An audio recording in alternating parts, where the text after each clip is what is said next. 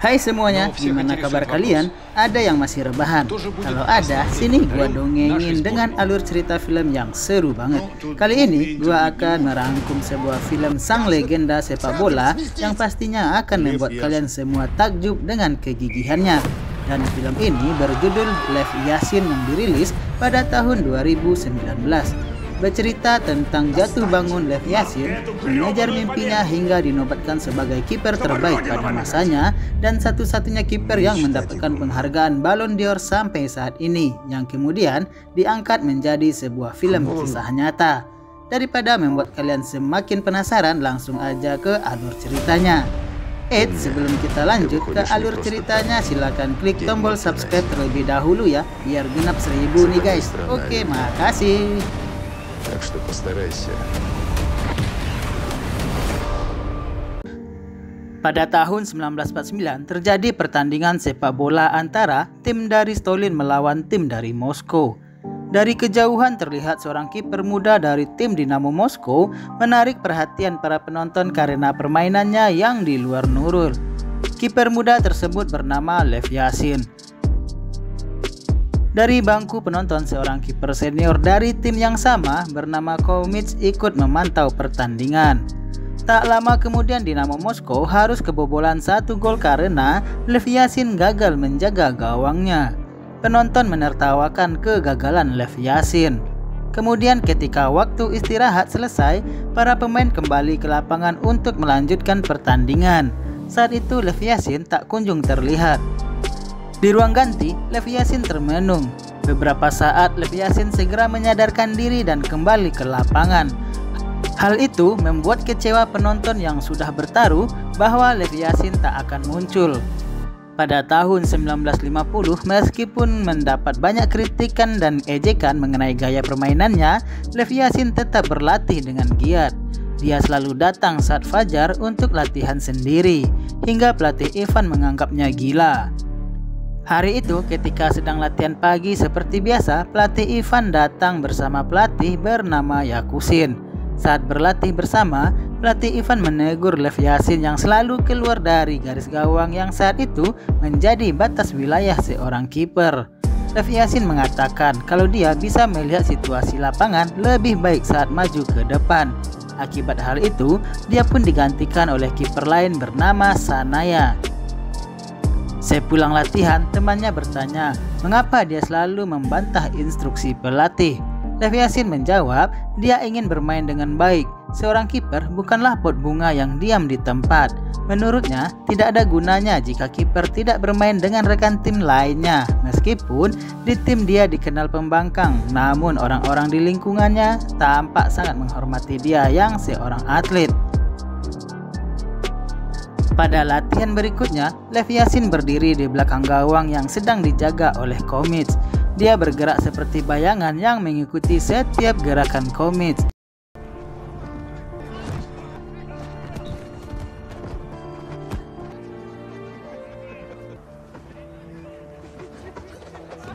Saat pemain lain mengejek Lev Yashin yang begitu serius berlatih, selesai latihan, Koumits justru tertarik untuk mengajarinya.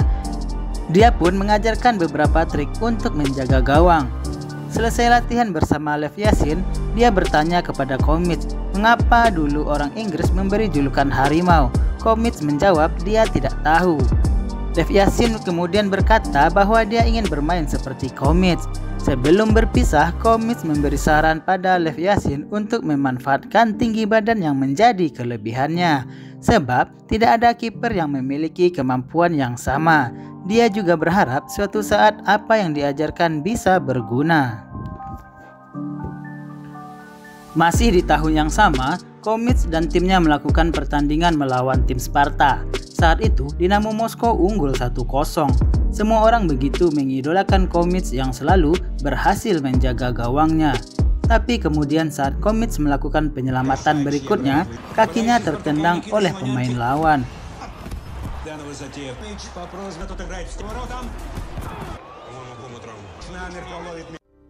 Karena kondisinya yang tak memungkinkan untuk bermain, terpaksa dia digantikan oleh Lev Yashin. Saat itu adalah debut pertama Lev Yashin di tim senior, sehingga membuatnya sedikit gugup. Tak lama setelah itu, serangan dari tim lawan pun datang. Lev Yashin yang maju ke depan untuk menangkap bola, namun justru menabrak pemain timnya sendiri. Tim lawan akhirnya berhasil mencetak gol dengan melakukan serangan lanjutan dari bola yang gagal diamankan oleh Lev Yashin. Hal tersebut membuat pendukung mereka kesal dan kecewa. Bagaimana tidak kesal? Di menit-menit terakhir tim kesayangannya mereka harus kebobolan sehingga pertandingan berakhir dengan skor 1-1. Pulang dari pertandingan hari itu, Lev Yashin diolok-olok oleh para tetangganya. Dia dikatai sebagai kiper yang paling bodoh, tapi ada beberapa juga yang masih mendukungnya. Di rumah, ayahnya meminta agar Lev Yashin kembali masuk ke pabrik dan bisa menjadi pandai besi dalam waktu 5 bulan. Ayahnya heran, putranya tidak bodoh, tapi mengapa selalu memilih sepak bola yang dia lihat tidak ada keberhasilan untuk Lev Yashin di sana. Malamnya dia meminta anak tetangganya untuk membantunya latihan. Meski anak itu kelelahan, Lev Yashin belum mau berhenti. Orang tuanya bahkan tidak tahu lagi bagaimana harus menghadapi Lev Yashin.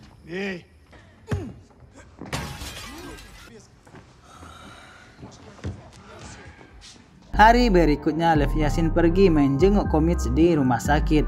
Selain datang menjenguk, rupanya dia juga ingin meminta maaf mengenai pertandingan sebelumnya. Dengan santai, Komits berkata kalau itu hanya sebuah permainan. Selanjutnya, Lev Yashin memberitahu bahwa dia mendapatkan tawaran dari Chernyshov untuk masuk tim hoki. Komits tak melarangnya dan memberi saran agar Lev Yashin mencobanya saja terlebih dahulu. Lev Yashin masuk tim hoki. Siapa sangka di tim hoki, dia justru menjadi salah satu kandidat yang terbaik untuk masuk tim nasional. Pelatih hoki bahkan sampai berkata, pelatih Yakusin agar tidak berharap Lev Yashin kembali ke tim sepak bola. Namun pelatih Yakusin berkata akan tetap memberikan tawaran dan membiarkan Lev Yashin yang memilih. Di perjalanan pulang seusai latihan, Lev Yashin tak sengaja terlempar bola salju oleh seorang wanita cantik bernama Valia. Singkat cerita, setelah beberapa tahun Lev Yashin pun kembali masuk ke tim sepak bola. Meskipun sudah lama tidak bermain, dia tidak kehilangan kemampuannya menjadi seorang kiper. Namun melihat Lev Yashin begitu terburu-buru dalam menangkap bola, pelatih Yakusin memberikan arahan dan dia membandingkannya dengan Komits yang selalu tenang dan tim mempercayainya. Lev Yashin hanya harus menebak umpan lawan. Pelatih Yakusin memberinya gambaran situasi agar mudah dipahami. Dia tidak memintanya menjadi seperti Komits. Dia ingin lihat Lev Yashin menemukan gayanya sendiri. Setelah itu, Lev Yashin diajak untuk berpesta bersama pemain lainnya. Namun Lev Yashin menolak karena sudah ada janji dengan Valia. Setelah berboncengan menggunakan sepeda menyusuri kota, mereka berhenti di depan sebuah toko. Di sanalah Lev Yashin secara terang-terangan mengatakan ingin menikahi Valia. Selanjutnya, terjadi sedikit keributan di internal sepak bola Dinamo Moskow. Pelatih mengubah formasi bermain dengan pemain yang masih muda. Tujuannya ialah untuk regenerasi. Namun ternyata para pemain veteran menolak keputusan tersebut. Tapi pelatih yang tidak peduli, dia ingin membentuk tim baru yang hebat dan akan membuktikan dengan hasilnya. Lev Yashin pun dipilih menjadi kiper untuk tim yang baru. Di bangku taman, Komits sedang termenung. Lev Yashin pun menghampirinya. Sudah pasrah dengan apa yang terjadi, Komits memberikan koper miliknya kepada Lev Yashin. Katanya dia muak melihat Lev Yashin terus menenteng tas jaringnya. Pada tahun 1954 menjadi pertandingan pertama Lev Yashin sebagai kiper utama. Saat itu, tim Dinamo Moskow tengah bertanding melawan tim Torpedo. Meskipun ia berhasil menjaga gawangnya dengan baik, namun bagaimana cara dia bermain masih dianggap sebagai sirkus oleh beberapa orang. Pelatih yang mendapat komplain pun tidak peduli selama Lev Yashin melakukan tugasnya dengan baik. Skor sementara tim Dinamo Moskow masih unggul 2-0 hingga kemudian tim Torpedo mendapatkan kesempatan melakukan tendangan penalti. Lev Yashin sengaja tidak berdiri di tengah, dia mengumpan lawan untuk menendang bola ke posisi yang lebih lebar.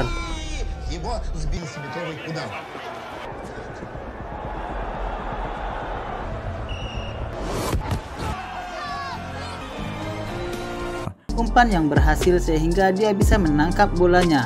Penonton pun bersorak gembira untuknya dan berita kemenangan tim Dinamo Moskow membawa medali emas di kejuaraan Uni Soviet disiarkan langsung lewat radio.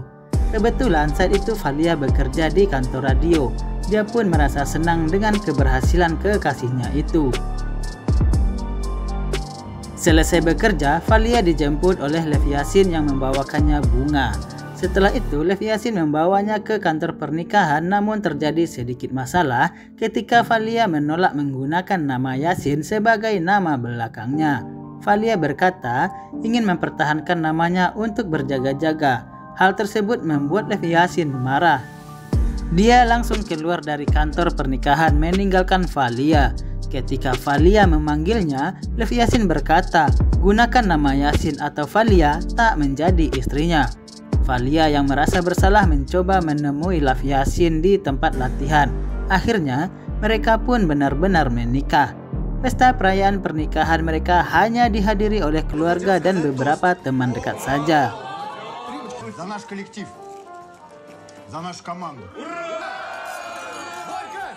Pada tahun 1960, tim nasional Uni Soviet masuk ke final Piala Eropa. Saat itu, selain bermain untuk tim Dinamo Moskow, Lev Yashin juga bermain untuk tim nasional Uni Soviet. Di ajang Piala Eropa, mereka harus berhadapan dengan tim Yugoslavia di tengah guyuran hujan yang deras. Pertandingan berlangsung sengit dengan skor seri 1-1. Meskipun berhasil mempertahankan skor, namun tim Uni Soviet tampaknya sedikit kewalahan. Mereka merasa tim lawan tak kenal lelah.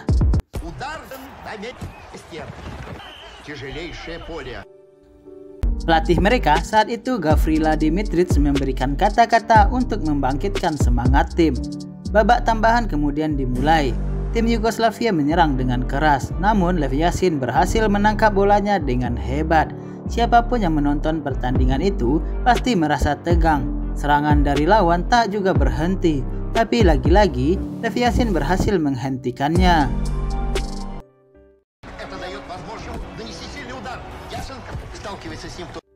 Lev Yashin bisa melakukan itu karena sebenarnya dialah yang membuat rute ke mana lawan akan menendang bolanya.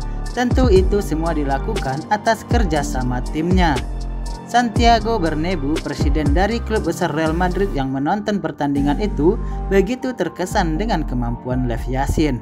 Kerjasama tim Uni Soviet begitu luar biasa hingga akhirnya mereka berhasil memberikan 1 gol dan keluar sebagai pemenang.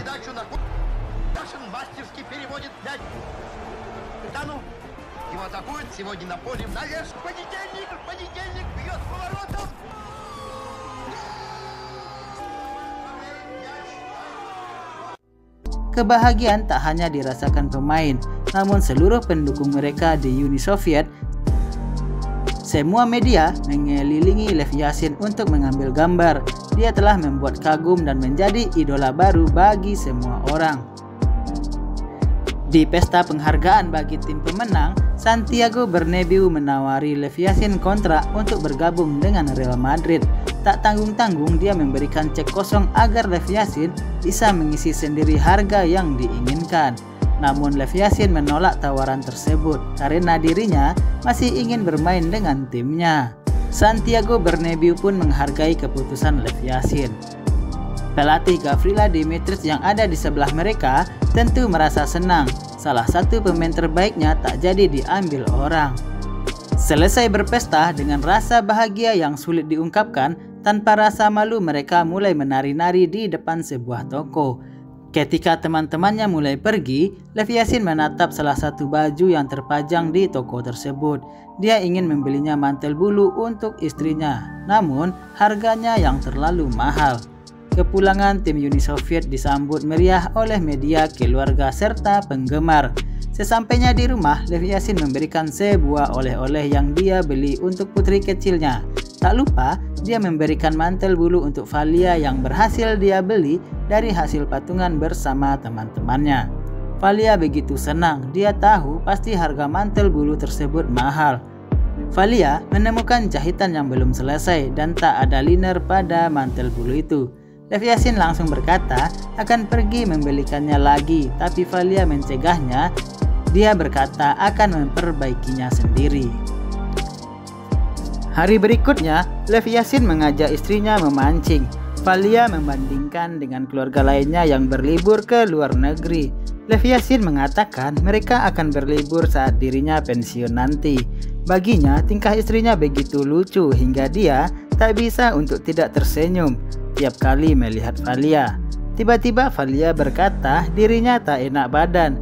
Lev Yashin pun menepikan mobil untuk mengambil minuman di bagasi. Rupanya Valia hanya iseng. Dia berlari keluar dari mobil. Mereka berdua pun tak jadi memancing dan hanya menghabiskan waktu di tempat itu. Ketenaran Lev Yashin begitu mempengaruhi sikap orang kepadanya. Salah satu yaitu seorang kakek yang suka rela mengelap mobil Lev Yashin. Tak hanya itu, ada juga nenek-nenek yang memberikan uang saku untuk anak Lev Yashin. Pada tahun 1962, Lev Yashin bersama tim nasional Uni Soviet terbang ke Chile untuk mengikuti pertandingan perempat final Piala Dunia. Di awal pertandingan, tim Uni Soviet mencoba menyerang namun gagal dan kemudian serangan balik pun datang dari Chile.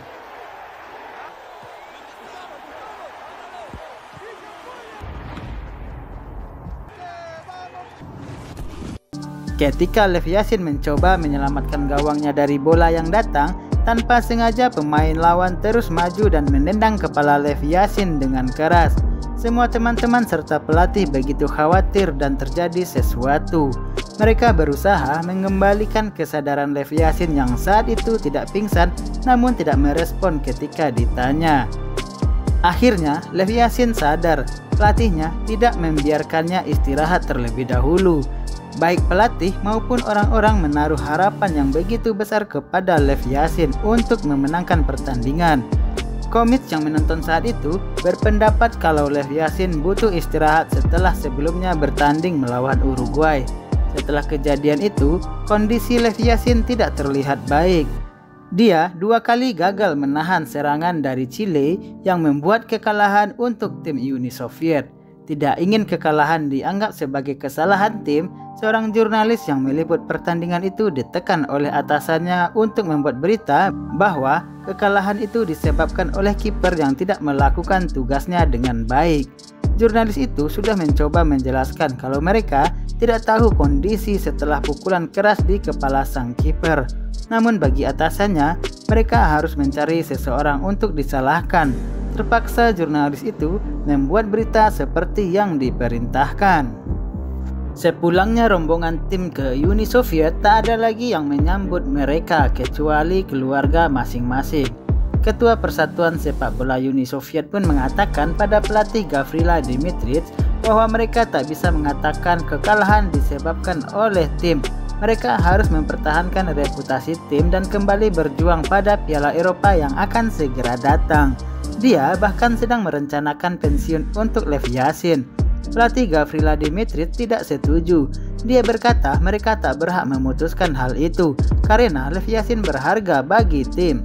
Sesampainya di rumah, tiba-tiba seseorang melemparkan batu ke kaca jendela rumahnya Lev Yashin. Lev Yashin langsung mengejar orang tersebut yang merupakan fans yang kecewa dengan kekalahan timnas mereka. Sekembalinya ke rumah, Valia menunjukkan surat kabar yang memberitakan hal buruk tentang Lev Yashin. Lev Yashin tidak menyangkal kalau itu memang kesalahannya. Namun Valia menangis sebab orang-orang menyalahkan suaminya tanpa tahu apa yang terjadi. Hari berikutnya dia melihat banyak coretan di pintu dan tembok tempat tinggalnya. Mobil miliknya pun sengaja dikotori oleh kakek yang dulu selalu membersihkan mobilnya. Tak lama setelah itu, tim Dinamo Moskow melakukan pertandingan. Lev Yashin masih tergabung di dalam tim sebagai kiper utama. Bedanya, kini para penonton tak henti menghinanya. Dia dianggap pecundang yang tak layak untuk bermain bola. Rekan di tim nasional yang duduk di bangku penonton mencoba membelanya. Saat itu mungkin hanya istri dan rekan satu tim yang masih berpihak kepada Lev Yashin. Rupanya, ejekan tersebut tak hanya diterima oleh Lev Yashin. Ayahnya yang bekerja di pabrik pun mendapat ejekan juga dari para pekerja lainnya. Merasa khawatir pada suaminya, Valia bergegas pergi ke stadion untuk memberikan dukungan.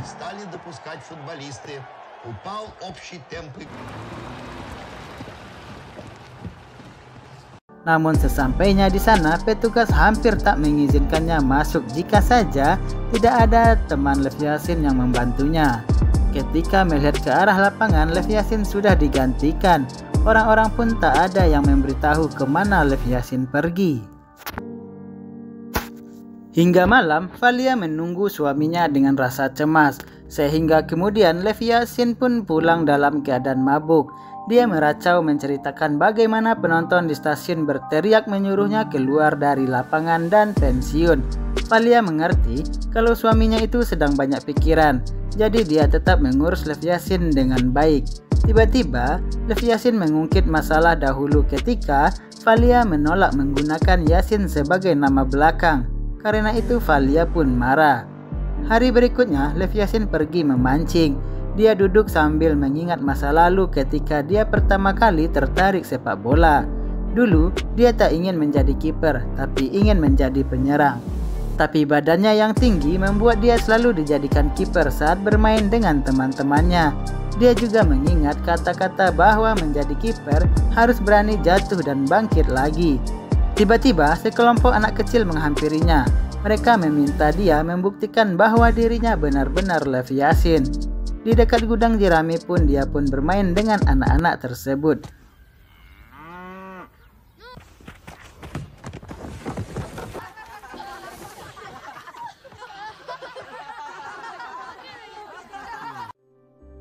Hal itu membuat perasaannya lebih baik dan dia juga akhirnya berbaikan dengan Valia. Lev Yashin membulatkan tekadnya kembali untuk tetap menjadi kiper. Dia pun dipindah menjadi tim cadangan karena pemberitaan media dan juga usianya yang tak lagi muda. Sepanjang perjalanan pemain lain yang jauh lebih muda terus bernyanyi. Lalu supir bus itu pun menghentikan busnya dan memberitahu mereka untuk diam karena Lev Yashin butuh istirahat dan untuk seterusnya mengikuti latihan dengan sungguh-sungguh. Lama-kelamaan dia juga sudah seperti kakak bagi pemain lain yang usianya jauh lebih muda.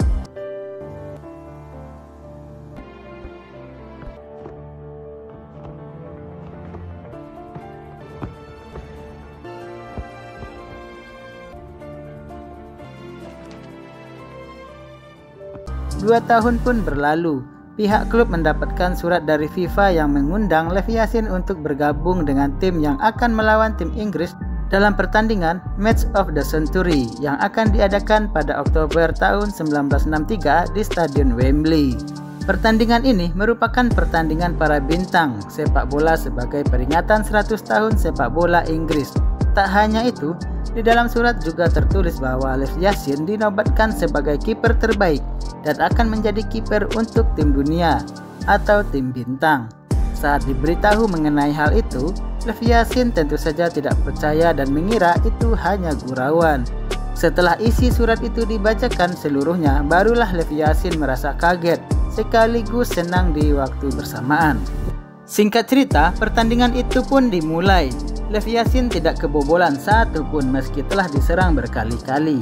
Valia dan keluarga Lev Yashin menonton siaran pertandingan itu dengan rasa bangga. Setelah reputasi buruknya di Piala Dunia melawan Chile, kini Lev Yashin membuktikan kerja kerasnya pada orang-orang dengan prestasi gemilang. Semua mulai mengakui bahwa Lev Yashin adalah kiper terbaik. Sekembalinya dia ke Moskow di bandara, seorang jurnalis yang dulu membuat pemberitaan tentangnya datang menghampiri. Jurnalis itu meminta maaf karena telah membuat berita buruk dan dia menjelaskan bahwa dia ditekan oleh atasannya untuk melakukan itu. Lev Yashin sedikit terkejut namun dia tak lagi mempermasalahkannya. Setelah itu Valia datang menjemput dengan senyum bahagianya. Dia menunjukkan kalau Lev Yashin masuk ke halaman depan surat kabar dengan headline penjaga gawang terbaik sepanjang masa. Katanya orang-orang banyak yang menunggunya, namun Lev Yashin ingin langsung pulang ke rumah saja. Dia sudah tidak peduli lagi dengan orang lain yang bisa dengan mudah mencintai dan membencinya. Di rumah Valia sudah menyiapkan kejutan. Dia mengundang orang-orang terdekat untuk merayakan ulang tahun Lev Yashin. Mereka semua pun menghabiskan malam itu dengan berpesta bersama. Di sela pesta, salah satu temannya memberitahu bahwa klub Dinamo Moskow sedang merencanakan sesuatu untuk Lev Yashin. Temannya berkata bahwa sepertinya Lev Yashin akan diberikan posisi tertentu dengan kantor sendiri dan gaji yang cukup besar. Pada tahun 1971, Lev Yashin akan melakukan pertandingan terakhirnya. Stadion penuh sesak dengan penonton yang ingin menyaksikan pertandingan terakhir bintang mereka, yaitu Lev Yashin. Dia memberikan penampilan terbaiknya pada hari itu. Di tengah pertandingan, Lev Yashin meminta digantikan, mengingat usianya yang semakin tua sehingga tenaganya tak sebesar dulu. Seketika stadion menjadi hening sejenak. Semua orang larut dalam suasana haru melepas Lev Yashin. Setelah itu, barulah semua bertepuk tangan dan memberikan penghormatan. Di masa tuanya, Lev Yashin hidup bersama istri dan kedua anaknya. Demi melepas rindu, suatu malam Lev Yashin meminta diantar ke lapangan tempat tim Dinamo Moskow biasa berlatih. Dan film pun berakhir. Oke guys, seperti itulah kisah tentang seorang kiper legendaris bernama Lev Yashin. Dan film pun selesai. Terima kasih yang sudah menonton video ini. Jika kalian suka dengan alurnya, jangan lupa klik tombol subscribe dan nyalakan loncengnya agar tak ketinggalan video-video selanjutnya dari channel ini. Sekali lagi, terima kasih.